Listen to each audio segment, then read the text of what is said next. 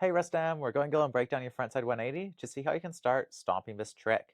So you're making the same mistake on each one of your frontside 180s, and the good news is it's not a power, pop. Your only mistake is that you're actually over-rotating the spin, and you're landing in a position that's not letting you stop your rotational momentum. Every time you go and rotate a spin, it's going to go and make it so you have something called rotational momentum, and that's basically the principle that if you're spinning, you're going to keep spinning until you can traction yourself and make yourself stop.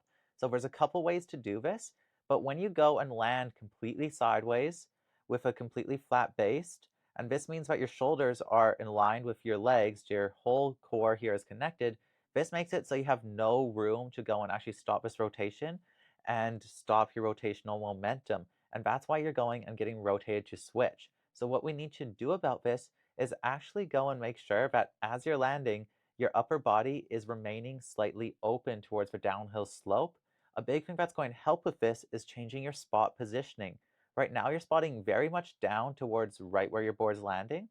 By changing your spot to be put slightly in front of you, it's going to help this arm stay naturally open, helping your chest stay open, making it so when you land, you have room to disperse this landing rotation.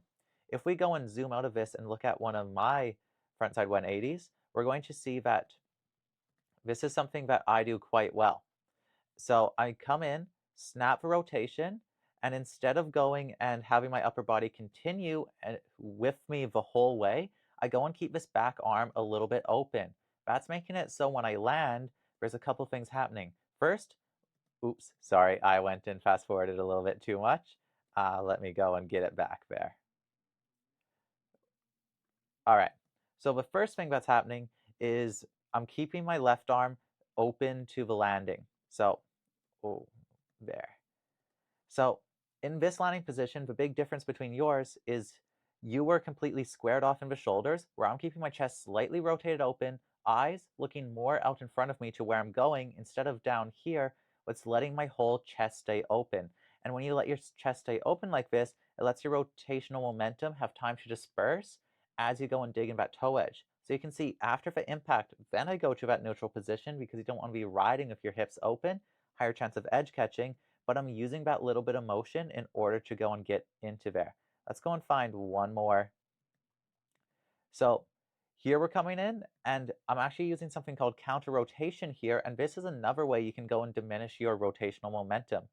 If you go and use your upper body to rotate the spin and then use your lower body to pull back, so see how my upper body is rotated here? I can actually shift my lower body and upper body position, have them meet in the middle, and that's going to rotate me while killing my rotational momentum. So combine that with this chest open, and that's going to make it very easy to land looking forward, hold that forward position, and lock it in. We'll go and watch one more here, and you can see this back arm, chest completely open, eyes forward, digging in the toe edge, keeping that chest open. So that's going to be a really important part. You want to move to neutral pretty soon after that, but it's important to go and land in that position. So with that in mind, let's go and look at your frontside 180 one more time. So you come in, good setup carve, good timing. I'm happy with that. You're good on being patient with your upper body. You're snapping on good timing. That's why you're getting so much rotation. But as you continue to let yourself rotate, you let your body get completely squared off.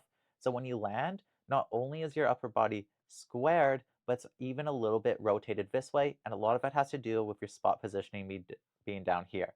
So keep that chest a little bit open. Keep your spot out in front of you, and that's going to help you go and dig in your toe edge and ride away. And the last little thing is you're hitting the knuckle in a lot of these clips, and the knuckle goes and makes it so you actually have more impact, and with more impact makes it harder to go and stop your rotational momentum. So you want to be making sure that you're hitting that downhill landing. When you're trying to land these tricks, it's going to make it a lot easier to land and ride away when you don't have that big impact. Let me know if you need any more feedback and if there's any more ways I can help. Have a good one.